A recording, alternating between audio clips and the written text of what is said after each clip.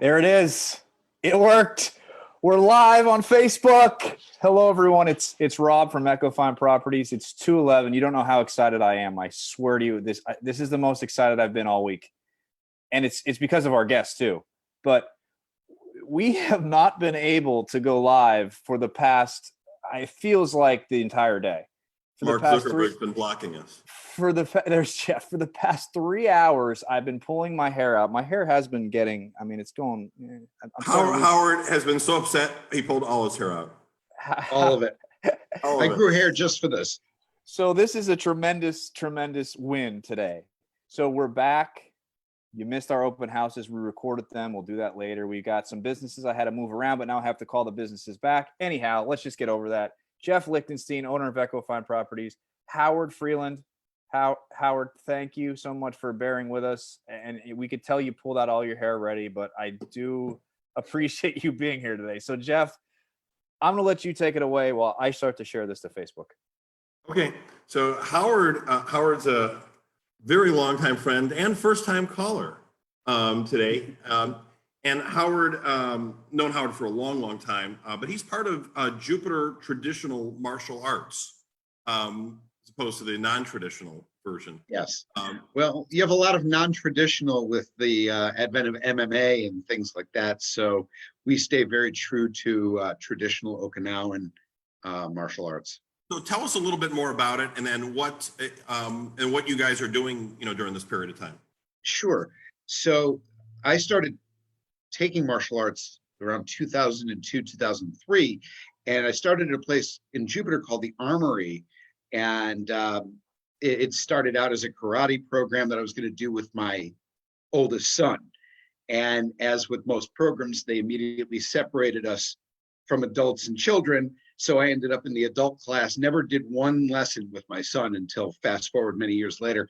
Anyway, after bouncing from place to place after that and finding a home in traditional martial arts and karate, basically, for lack of a better term, we started working out at the Jupiter Community Center in 2008. And that's where we've been since. We've got a really nice group of people.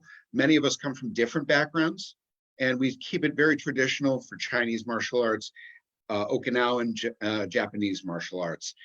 Everyone's welcome, and we work out several times a week. What is it, in this period of time, what does it do for you? Has it help relax you at all, or is it? Oh my gosh. The benefits are all up here. Yes, body benefits as well, but I haven't been in a fight since I think high school, and I don't intend to be in a fight. So Did you win in high school?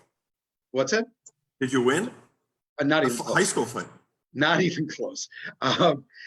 So the point is that I take it for the mental reasons. I'm much happier, much more grounded, and really able to. I learned how to be present with martial arts, meaning I can focus better because of it. I tend to relax more because of it. I'm much more confident because of it. And do you work with a lot of kids too? No, actually, we don't work with a lot of kids at all. It's primarily teenage and up. We really don't run a kids program because it's a specific type of teaching style that we just don't offer. But we do invite anybody who is 12, 13 years old and older to come in, as long as they have the maturity level to understand what we're trying to teach them. So what are people doing now for martial arts in this period of time? It's very difficult because I posted a couple of weeks ago, there was a brilliantly choreographed sparring match at a distance with some judo practitioners, and they were probably about 10 feet apart, and they proceeded to throw each other and twist and turn, and it was brilliantly done. With COVID, we have to be apart. There's just no safe way to practice in a large group, especially when there's going to be manipulations done. So what we've decided to do is many of us have hanging bags at home, or we have our equipment home, and we do one-on-one with a little bit of safe distancing. So we do punching, kicking, all of our basics drills. We do our forms, and we work together on those things. So I might get together with another person and just spend an hour going through all basics, but we're 6 to 8 feet apart. It's hard. It really is hard to adapt. We've tried to do some Zoom things and share that way, but with martial arts, you really need to be up close and personal. Do you how when you were doing it in a normal situation, and when you go back to that, how many days a week do you do it? We work out on Monday nights from 7 till 9, and then Saturday mornings from 8:30 in the morning until about 11. And occasionally we'll have seminars that go later into the day, such as what's behind me, which we'll get to in a minute, with the Empower Together program. But we've got probably about 12 to 15 practitioners that are pretty well experienced, and they come from all over the area, all over Palm Beach County, to come work out. No, you're getting this period. There's little things that you appreciate other than like toilet paper and Purell. What do you miss from not being able to do it? How does it impacted you? Honestly, I like the people I work out with. I think we make a very good unit together, and we care about each other. So, that family collected, behavior is missing. But we've stayed in touch. And again, when it becomes safe enough to work out, you might see us at the Egret Landing Field, the soccer field. You've seen us work out there before, where we can spread out, and in the open air, it might be a little bit safer just to be together. But it's going to be a little while before we figure out how we can spar again, and how we can be in close quarters enough to really practice what we're learning. Show me the pictures behind you. What Yes. are those types of moves and stuff? Well, they're very still people, and I'm impressed you got everybody to come out today. So we have a program that we've participated in, I'd say, for the last maybe 12 years. And it has to do with teaching women how not to be victims of sexual assault. And we've partnered with the Not Just Me Foundation. Julie Weil, who's a local Jupiter resident, runs the philanthropy. And we raise money and awareness by teaching women self-defense. And it's about teaching awareness. It's about teaching how do you handle if someone decides they want to put their hands on you or take your personal space. So it's a comprehensive program. We've done it in as few as 2.5 hours, and we've done it for several weeks, depending on who asks us to participate. But it's a very, as you can see, I'm about to be thrown by the young lady in the purple top. We do teach people real life skills, and we want people to realize that no matter what your size is, what your age is, you can still do things that will protect you. What do you do? Anything else that complements it besides, with this type of traditional martial arts? By that you mean? And any other types of, physical, arts, whether it's boxing or whether it's, When we say Jupiter traditional martial arts, it's interesting because the people that we've attracted to work out with us come from various backgrounds. I have somebody who's done Shaolin Kempo, which is a Chinese based. We have some Goju Ryu, which is also Okinawan, but it's a little different than ours. We have Taekwondo. We've got Shotokan. Everybody comes together with similar skills, but different ways to do it. So we're all learning each other's arts while we're training. And somebody might say, all right, this type of punch comes in. What are you going to do? And you get 5 right answers. So we're all learning from each other. Yes, of course, boxing is involved. So I'll train on a heavy bag pretty regularly. We do quite a bit with joint manipulation. And that means if somebody grabs you, what do you do to twist and turn so that you can get an advantage? And that usually takes us into mat work, which is the Japanese jiu-jitsu and the judo. So we cover a lot of ground. If somebody wanted to get into it, how would they know which one to go at? Is it more the type of art it is, or is it on the feel of the group, or is it a combination of both? Well, I think that when people come in, we are Okinawan karate based. So that's the core. So if you're going to learn forms, that's where we're going to take you. But while you're learning along through the process, we're going to introduce you to all of these different styles and different directions. And it's like filling a toolbox, Jeff. You know, you may not use the screwdriver if you got a nail and you need a hammer. It's there for the right time when you need it. So we try to teach people different things that they're going to need in different situations and find out what works for them. But when they come to train with us, it is going to be Okinawan based, and those are the forms you're going to learn. But it doesn't close off to the rest of the world. Is there a cost, to it? Typically, it's the most reasonable martial arts program, I think, in the state, let alone the North County. It averages out, if you're a Jupiter resident, to be about $6 a class.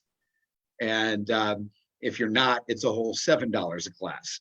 So we're not doing this as a money-making thing. We're doing this because we generally are grateful that we've got this great home at the Jupiter Community Center, and we want as many people to join us as possible.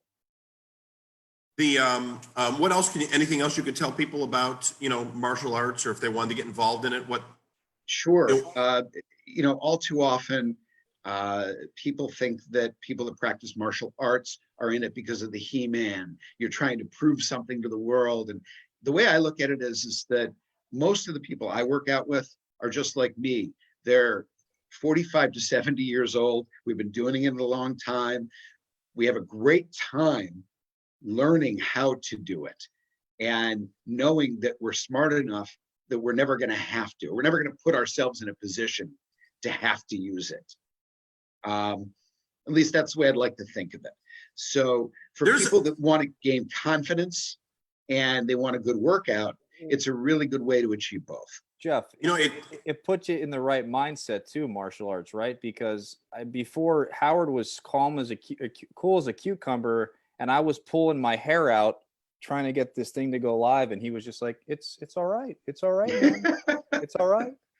You know what? You learn that, and believe me, there's plenty of things that I lose my patience on or temper on, but it does train you how to step back and really manipulate your own adrenaline and understand how to maybe keep yourself from going a little, bonkers. Do you think this is such a tough period of time for, and you see different people have different reactions to it. Some people run towards, fear and innovate and are doing different things, and other people, I think everybody takes in the same fear, but other people, curl up in a ball, or have different reactions. Yeah. So if you didn't do this, would you have a different response right now? Oh, absolutely. I think that, again, we're all dealing with very difficult, different styles of doing our work, working with our family, our friends. And this past month and a half, we've all had to take a step back and say, all right, we still have jobs to do. We still have to take care of our families. How do we do this without absolutely losing our minds? And you have to take things step by step. It's forced us to. And this training, yeah, it does come into play. And I'll say this, yesterday I was feeling a little bit antsy.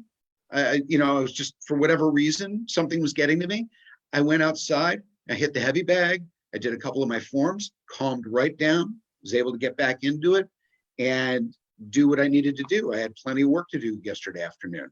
So, I know the triggers that I have and how to manage them because of this.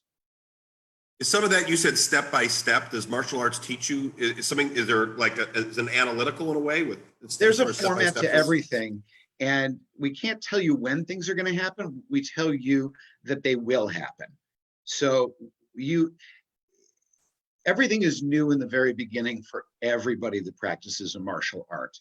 And when you finally get to the point where you're comfortable in saying, okay, I can do this, this is not beyond me. And then you kind of let it come to you. And that's when things can start to develop, and we can start to say, okay, these are the things we want to get out of this. These are the benefits you're going to get out of this now that you're on the path. Most martial arts schools lose people in the first month because everything is new and they get frustrated and they run from it. Having the patience to learn how to be patient is very interesting. So I two questions is what people do not, no matter what, is martial arts not for, that you've seen and they go after the first 30 days? And then who could, if you do come in and you have it, what attitude do you need to go in? And maybe the answer is everybody could if they have the right attitude with it. Sure, it's a good question. So the people, there's no one common theme of a person that drops out. I think that if there was a commonality, it would be the people that want to become Bruce Lee in a month, and they don't realize that it takes a lifetime of practice to become even remotely that, close to that good. So it's people that can get past the initial stumbling blocks and realize it's a process. The people that really, I remember we had a student and their brother was giving them a hard time. It was a woman who was training with us, and he came to one of our classes, and he was in the Army, and he tried to debunk what we were doing, and we were showing him a little bit behind the curtain, if you will. Okay, this is a little bit beyond a basic explanation, but this is why we do this. And we took a wrist manipulation, and he was like, oh my God, that's what it was? I said, yeah, if you train with us, you learn this, but we don't tell you until you're ready to learn it. So back off your sister. He became a student of ours. And I think that some people that go into it with the wrong attitude, that either A, they're going to advance too quickly, or B, it's going to be easy, don't realize how much work you need to put in. But everything good that you do and have takes work. So I think that's probably anything like in life. Sometimes you'll get people, they want to have everything tomorrow, and not it, where it's a step. It is, everything's a step-by-step process. And the more you do of one thing, Rob is smiling, but I think that's it's kind of that way. Well, I'm smiling because Howard has some people tuning on, commenting, saying Howard Freedland ! I have taken one of his classes. It was awesome. That's Amy Angelo. Says she's Amy's a good friend. She owns Oceana Coffee. Hi, Amy. She said it was awesome. Oceana Coffee. So Amy, we'd like to get you on here too, preview your business. So you definitely should. Oceana Coffee's Coffee, delicious. Get in touch with me. So back to you guys. Sorry. It's much better. I've got the donut coffee right now, so I do need some Oceana. Yeah, you do. So, the women's self-defense program we're really, really proud of. We take a lot of women that really don't necessarily know that they've got the capability to protect themselves, and we put them in a situation where you realize that you're not going pound for pound with an attacker. You're actually fighting smarter, and we show them how to do that. We try to do those programs once a quarter. Obviously, with COVID, we had one scheduled since April was Sexual Assault Awareness Month. We had one scheduled at the beginning of April that had to be canceled, and we will put one on as soon as it is appropriate to do so. But we may end up doing something on Zoom for just the awareness part of it, because there's a huge, if you just follow the awareness steps, you can keep yourself out of a lot of trouble. So what are some of the awareness steps? Like if there's a top 5 or. Sure. So what's your number one distraction in life? My phone. There you go. More often than not, I'm holding up a phone, but it's not showing up real well.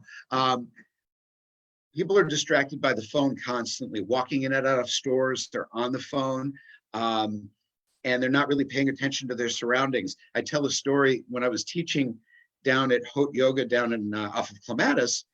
I was walking to the building where I was going to teach, and a young woman was on her phone texting, and she walked into a street pole. And I said, oh, ma'am, you need to come with me. We're teaching a women's self-defense and awareness. She goes, get away from me, freak. I was like, okay, great, no problem, sure. The fact is that she's the one that walked into a pole. The phone is the biggest distraction. And I tell people, especially early in the morning and then at dusk, it's really, really important that you have your phone on you, but you know that you have to be aware. You have to have your head up. And one of the best safety tips I can show you is the key. With the here, see it? I tell people when I walk to my car, if I'm at the Walmart parking lot especially, but most parking lots, I'll put the key in between my ring and my middle finger and hold on to the keychain this way. And most people say, well, wait a second, I've got keyless entry now. I say, then go to Home Depot and spend $2 and get a key cut just to carry, because this now gives you, if somebody really comes up and surprises you, it gives you something at least that can hurt them and make it back away. I do that. I remember taking a class I went to Syracuse, and that was one of the things I taught us. I still walk around, like if it's at night, I always put the key right in my fist like that. It was like, it's amazing. We had the same thing. I went to school at Temple in Philadelphia, North Philly, rough neighborhoods. Yeah. And when I was in school, the big thing was people would walk around. The cell phones were big, but not as big as they are now, but headphones, listening to music, not paying attention to their surroundings, not being able to hear anything. And they used to always warn that people would get jumped off of campus and they'd get their cell phones stolen from them, and they weren't there. So, well, what we tell people is it serves two purposes. Yes, it does become a bit of a weapon because you're waving this piece of metal in front of you, but it also collects DNA so that if you scrape the person and then they run away, you can actually get with the police and say, here's the key, they tried to attack me, and they might be able to find them in the system. So those are just two little tips, but we go through quite a few of them. We also talk about defending yourself at a party. You talk about going to a holiday party and you put your drink down and you don't pay attention to who might be around your drink. There's tons of videos on Facebook, social experiments where people get roofied, where someone actually drugs a drink while a person is sitting right there. So again, it's about awareness, and we talk a lot about being in teams of people, always buddy system. I don't want people walking around nervous and anxious all the time. That's not it. I want people walking around confident and knowing that there's common sense things they can do to help themselves. And if they do that, then they're not going to look like a victim, and they won't be picked up as a victim. What are there one or two moves besides the key thing you're talking about that can, if somebody comes from you from behind or you're not, or I guess you're going to have to try it in the neighborhood when you see me next time. I will. You have to wave when you're passing by. You have to do a friendly honk. I'll tell you, I had a friend of mine pick me up at the airport once, and he came up and bear hugged me from behind, and I peeled his hand off, turned his arm upside down, elbowed him in the chest. The security guard didn't know what the hell to do. He thought that there was a fight breaking out. I was like, no, he's my friend. And he's like, my friend's like, yeah, great. He's like, don't sneak up behind me. We do teach the women what to do if they get bear hugged, if they are grabbed from the front. If they're pinned on the ground, we show them how they might be able to reverse the person and be able to get on top of them and throw some elbows at them and get up and run. We tell people their voice is single-handedly their best self-defense technique is yelling, create noise. What is your noise? Well, I'll give you a key eye in a minute, but I've had a number of women's self-defense seminars where I said, scream anything, I don't care, scream fire. And a woman started screaming expletives at me. It was really funny. She just started with the most foul language. And I was like, and everyone's like, oh my God, no, it's perfect. If you do that, you're going to get a lot of attention. And that's what you want if someone's trying to hurt you. Hey, Sam. Hi, Sam. No, I thought he was there, but he's not. He's a good yeller, so we thought we'd get a good practice yelling. A good key eye. So, that's just a little one, but it comes from the diaphragm, and we tell the women, listen, look, and everybody, listen, your voice is what's going to drive some people away because it increases the chance they're going to get caught.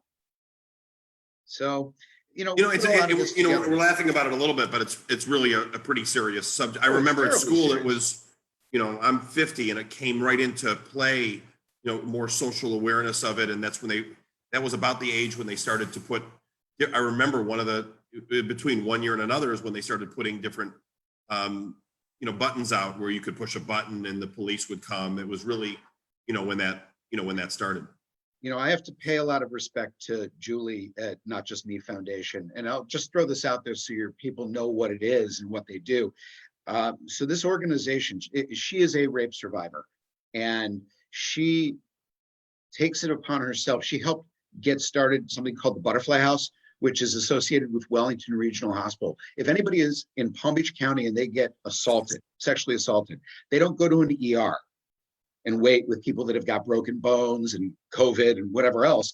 They go to a special place designed for them in Palm Beach County called the Butterfly House, where they have special trained nurses there to receive them. And these nurses know how to collect evidence, data. The police officer can take a report very privately.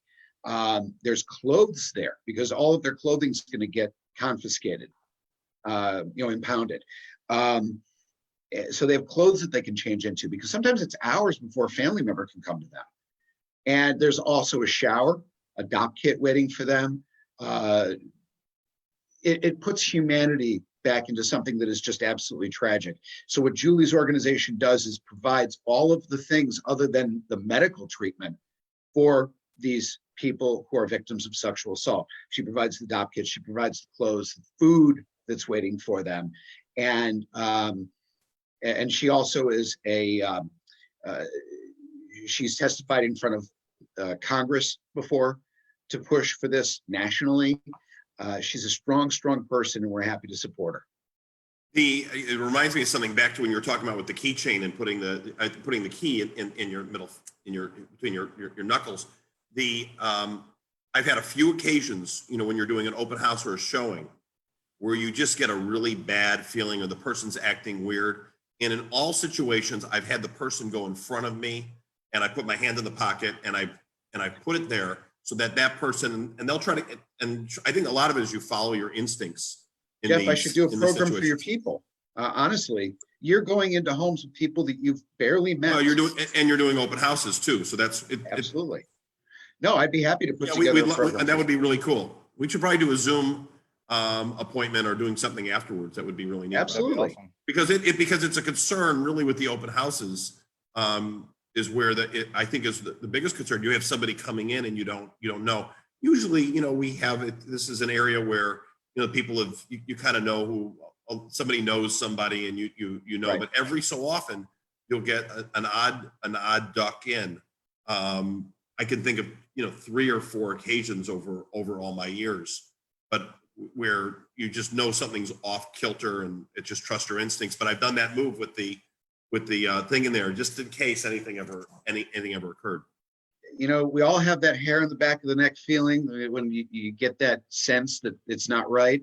And all it takes is one bad time for you to really be in trouble. So yeah, we should put something together and maybe give your people some tools that they can do to protect themselves without having to be in an altercation. Can you do that if we do like a sales meeting on Zoom, or is that more of a live thing, you think?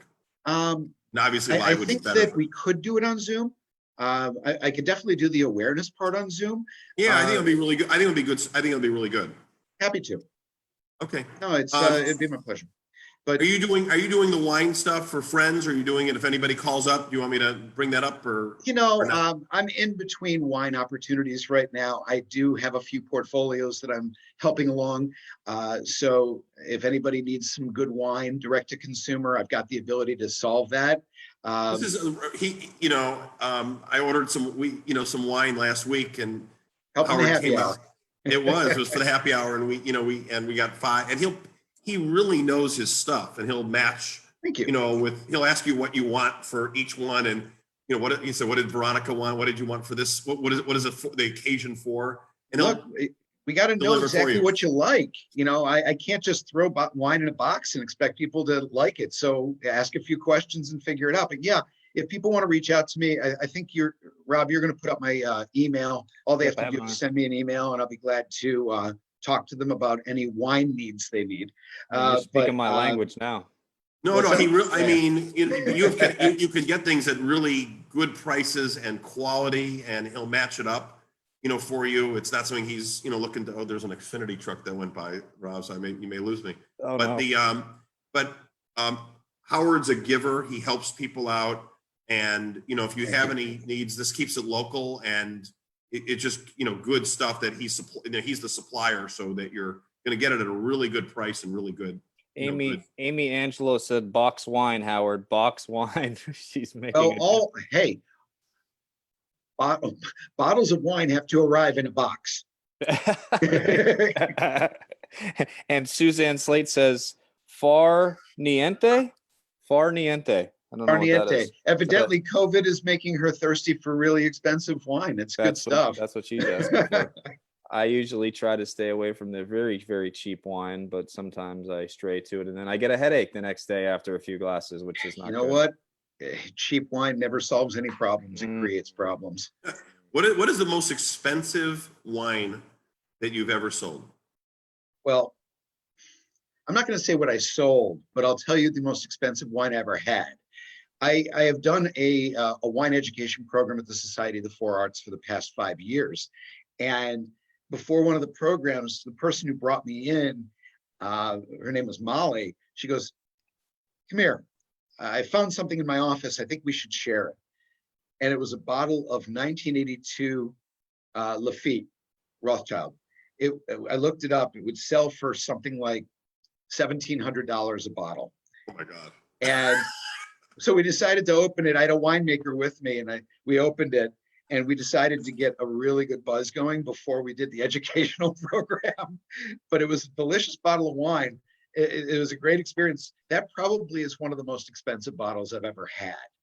I don't feel so bad right now about me going to the Bears Super Bowl game in 2007 for. Not so much. Well, luckily that didn't cost me a dime. I don't have to explain that one to Tracy. I saw a great prank online. It was I forget where I saw it, but it was these guys walked into a store and they had the the expensive bottle of, I think it was like Henry VIII or one of those crazy ones that are crazy expensive liquors.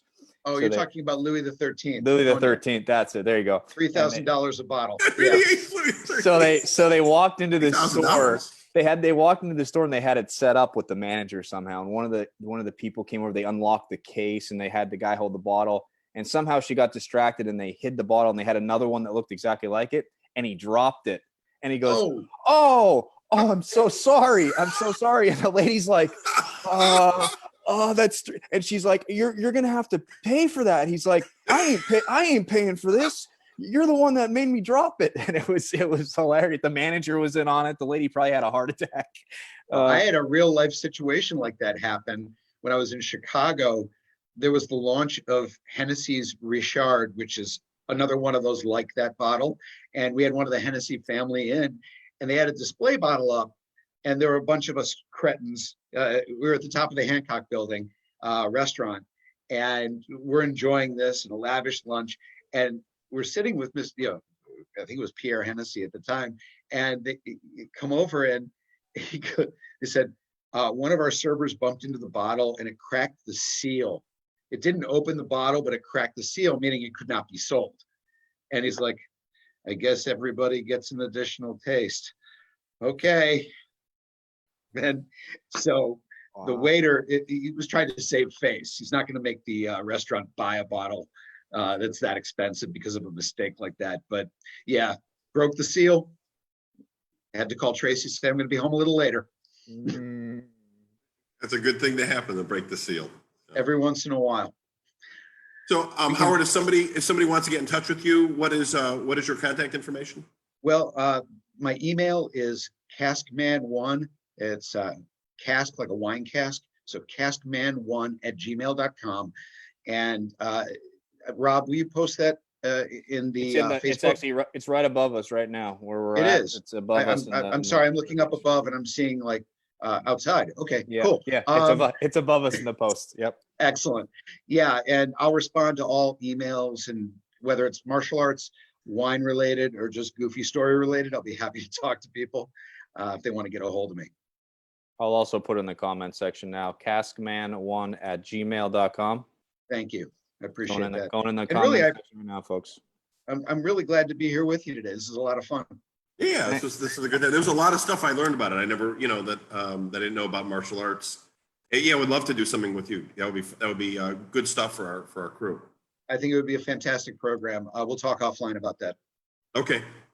Well, thanks, Howard, for joining us. Another local business man within our community, lives here, works here, sleeps here, eats here. Support local folks. Hey, if you have a local business out there, or you know somebody who needs a little support right now, I'll be happy to have you on. And I'm going to put up my real quick because some people are still watching. If Amy Angelo is still on, Amy, there's my contact information for Oceana Coffee. Maybe we can get you on next week. I know we did a video with her, Jeff. Yeah, I remember that. Sylvia did with Oceana Coffee. So I was there. I remember the one time they had like a B person in, like who was like a local person who did like. Right. Yeah. I remember that. The honey. Yeah, the honey. Yeah. So Amy, send me an email. They're doing some amazing things there, and you definitely want to see what they're up to. So I hope. Yeah, they're very active at this time. They're local, and it's good. It's really good. Good coffee. Outstanding quality. All right, guys. So at 3:00, Jeff, we got Griffin Global, a friend of mine, local staffing agency, and at 4:00, we moved our times around because of this whole not being able to go live. 4:00 now. Salute Market's going to join us. And 5:30 happy hour. We're gonna have some of Howard's wines, and who do we have? The Leafy Greens. Howard, you're gonna be back for the leaf. Howard, you'll be back for the Leafy Greens. The Leafy Greens. I don't think I can make it because we've got that parade for the graduates, and I've got that is the parade for the graduates. I'll see you there. I'll give you a friendly honk. Friendly honk. Friendly honk. Take care, guys. Thanks, Howard. See you later.